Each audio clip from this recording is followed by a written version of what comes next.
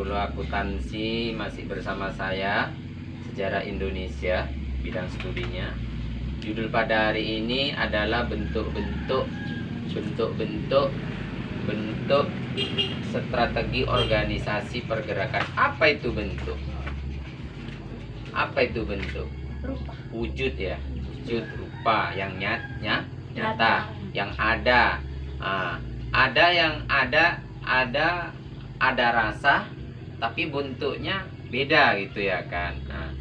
Udara ini bentuknya apa? Ada nggak? Bisa dirasa nggak? Bisa. Memberikan kesejukan, dingin. Ini cuacanya seperti ini. Kemudian bentuk-bentuk struktur ya, strategi bagaimana caranya siasat Belanda. Di sini bagaimana caranya siasat Belanda mengadu domba kepada bangsa Indonesia. Kalau kita ketahui di sini ada beberapa faktor, ada beberapa penyebab, ya, ada beberapa faktor, beberapa penyebab yang mengalami kegagalan bangsa Indonesia. Bangsa Indonesia itu pernah gagal, bangsa Indonesia itu pernah mengalami kemajuan. Ini kemajuan ya, berkembang. Kegagalan yang kita bahas pada hari ini, gagal itu apa itu? Belum berhasil kan? Nggak berhasil. Tapi kegagalan itu bukan akhir segala-galanya. Jadi kalau anak-anak pernah gagal sekali, coba dan mencoba. Kalau kita itu semangat, bagaimana caranya supaya aku nggak gagal lagi? Mungkin kegagalan itu saya katakan tadi bukan akhir segala-galanya. Kegagalan adalah cambuk pelajaran. Bagaimana supaya kita itu nggak pernah gagal, harus berhati-hati. Yang dikatakan gagal itu banyak, dari segi pendidikan, ya kan, kemudian dari segi percintaan itu sering-sering gagal. Itu wajar. Dalam kehidupan manusia itu memang kita dihadapkan seperti itu, kita sering gagal. Jadi kegagalan itu jangan kita jadikan, aku nggak mau lagi lah, aku trauma lah dan semuanya. Oh jangan. Orang normal seperti ini memang dihadapkan berbagai macam cobaan. Semua cobaan itu. Jadi kalau kita diberikan wajah cantik, wajah jelek, miskin, kaya, gendut, krempeng, bodoh, longor, itu semua orang itu punya kekurangan, punya kelebihan. Orang punya kekurangan, tapi ada kelebihan dia. Bagaimana pula postur tubuhnya yang diciptakan Allah itu mungkin nggak amat perfect dia kan, nggak sempurna. Tapi dia ahli bidang yang lain. Bila dibandingkan kita sempurna mulai ujung rambut sampai ujung kaki, kita nggak punya kelebihan. Itu tadi, Allah itu maha ini. Sama dengan kalau kita lihat di sini, kegagalan yang dialami bangsa Indonesia di sini ada beberapa faktor. Yang pertama, kurang adanya persatuan dan kesatuan. Maka pelajaran kemarin udah pernah saya bahas, senjata yang paling ampuh pertama kali dan yang utama kali, yang pertama dan yang paling utama adalah menggalang persatuan dan kesatuan. Kalau kita sering bersatu, di mana-mana kita bersatu, kita akan bisa mengalahkan segala-galanya. Sapu lidi contohnya, dikemas, dijadikan satu, diambil satu persatu. Kan jadi sesuatu hal paketan atau suatu kan kemasan yang bisa untuk menyapu, yang bisa untuk membersihkan, yang bisa untuk mengolahkan segala sampah. Coba kalau satu lidi gini aja mungkin nggak bisa gitu, mungkin nggak bisa, kurang dia. Sama dengan manusia juga kalau nggak bersatu, bagaimana orang akan mengeluarkan ide atau gagasan? Ide atau gagasan itu akan menimbulkan, akan menumbuhkan semangat untuk berjuang. Ini tadi kurang adanya persatuan, perjuangan yang dilakukan oleh bangsa Indonesia. Dan kemudian sifatnya itu masih lokal. Jadi tidak saling membantu. Jadi kalau orang nggak saling membantu, bagaimana kita akan mendukung satu sama lain? Sifat bangsa Indonesia itu, karakter bangsa Indonesia itu saling tolong menolong, membantu, membahu, ringan sama dijinjing, berat sama dipikul. Jadi senjata yang paling ampuh, yang dimiliki bangsa Indonesia kalau itu adalah menggalang persatuan dan kesatuan. Maka kita itu jangan bercerai-berai. Jangan bercerai-berai. Jadi kalau kita bercerai-berai, apapun yang terjadi dalam kehidupan manusia itu bagaimana? Kemudian di sini ada faktor persenjataan. Senjata bangsa Indonesia dulunya masih sangat sederhana. Apa itu? Bambu runcing. Sangat. Tapi kita itu jangan sepele. Yang dikatakan bambu runcing itu jangan sepele kita itu. Nah, pertama, senjata yang paling ampuh itu bersatu. Setelah bersatu kita punya ide atau gagasan. Bagaimana kawan-kawan kalau kita ini kan Indonesia belum merdeka, Indonesia belum ada yang bisa menciptakan senjata yang nuklir atau yang lain. Bagaimana kalau kita ciptakan bambu runcing? Nah, makanya setiap 17 Agustus itu diperingati. 17 Agustus itu melambangkan ada namanya bambu runcing diruncingi.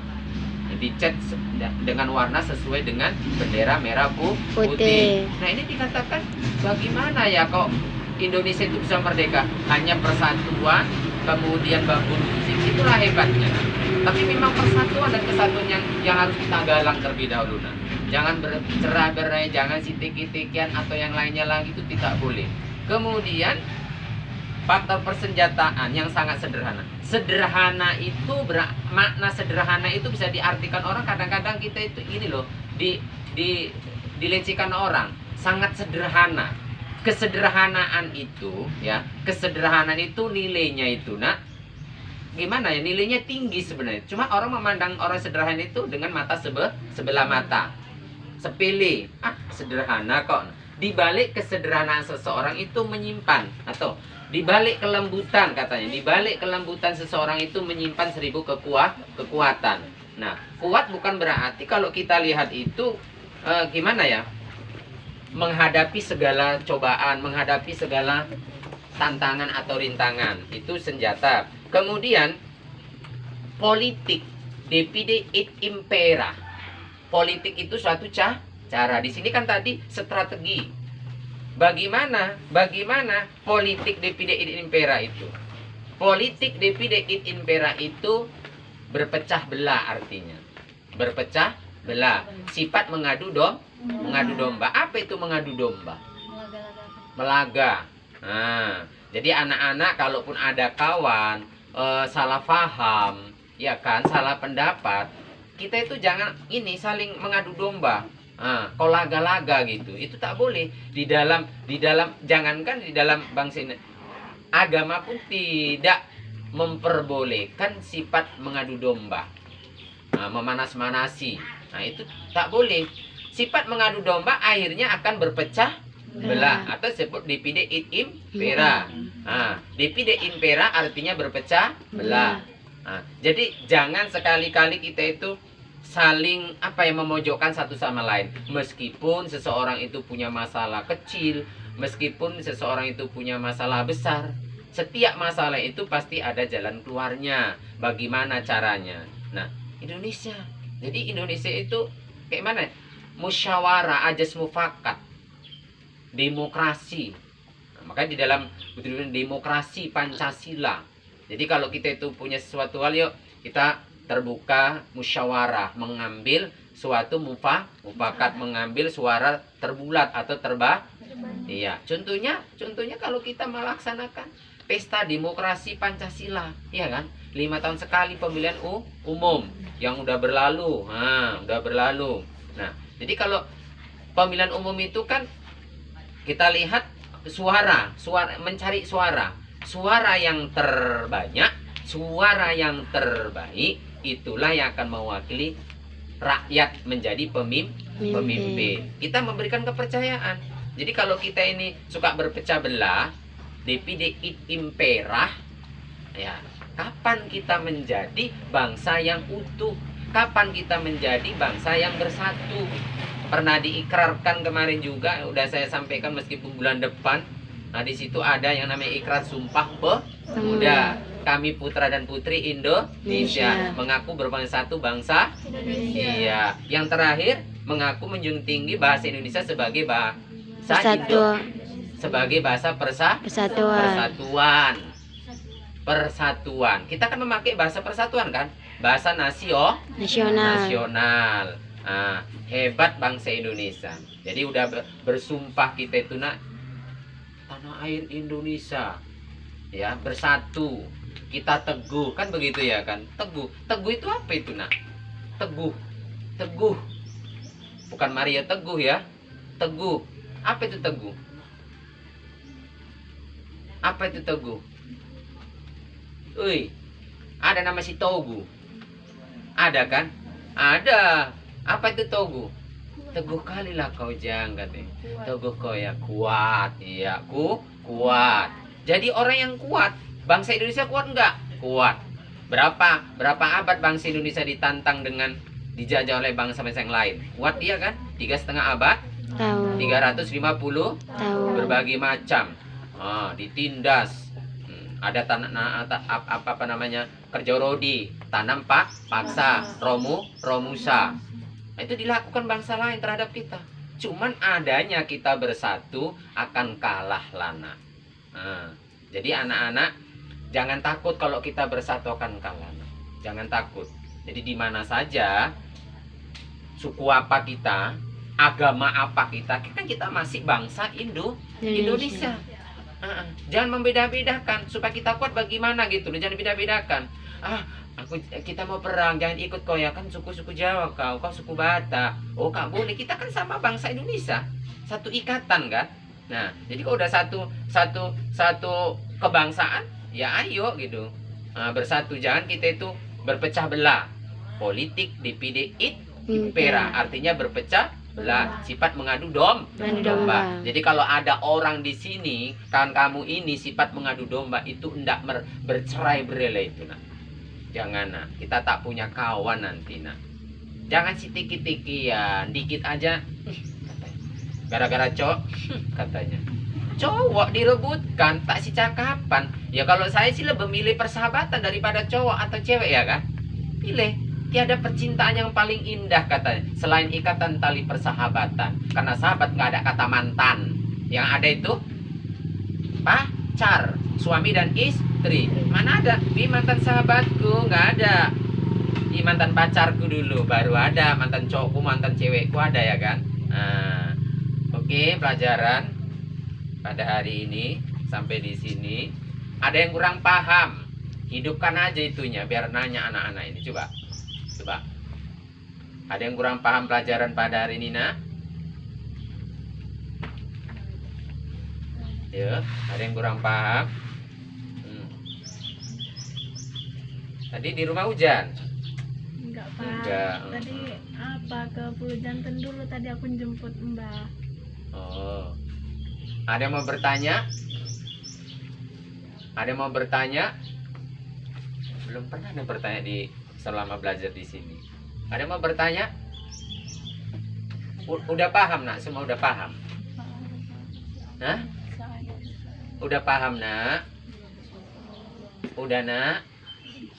Insya Allah. Mau bertanya, diam. Mau ditanya, diam. Serba diem kayak mana coba? Kayak mana mau berkembang coba? Kalau saya tanya satu-satu, babar kecepek gak ngerti. Ya. Dia membisu 1000 kali bahasa. Yakinlah kalau saya tanya. Coba ini katanya. Jawabannya la ilaha illallah. Pasti ya. Tak lain tak bukan anak itu memang sudah menjadi apa ya? Kebiasaan. Apa artinya?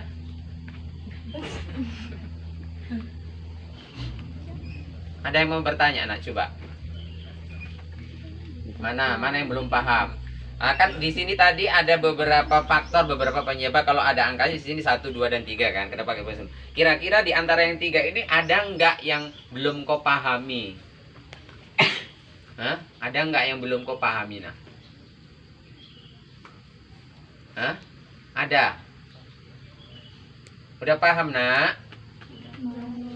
Ya Allah ya Rabb. Suaranya itu sombong sekali. Coba dulu. Mana yang mau bertanya? Tukang kameranya tangannya udah gini-gini. Udah capek dia. Heeh. Udah, tutup aja kameranya.